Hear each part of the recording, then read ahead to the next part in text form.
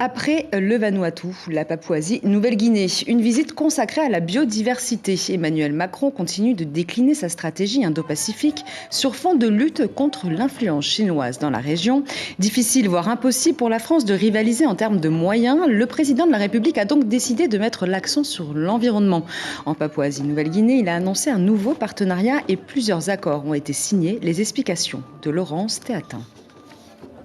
200 millions d'euros pour la région, la moitié en prêt, l'autre moitié en dons. Plusieurs accords ont été signés ici en Papouasie-Nouvelle-Guinée. Ils portent notamment sur le verdissement du port, de l'assistance technique, notamment pour développer les énergies renouvelables. Par ailleurs, l'Union européenne doit financer à hauteur de 60 millions d'euros le projet forêt, changement climatique et biodiversité. Il sera mis en œuvre par l'AFD. La Papouasie-Nouvelle-Guinée représente 1% de la forêt de la planète et 7% de la biodiversité primaire.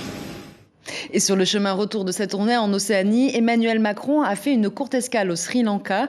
Une première et une visite historique qui traduit une volonté de donner corps à un projet indo-pacifique alternatif à l'influence chinoise. L'information en continu sur Polynésie la première, Internet et réseaux sociaux.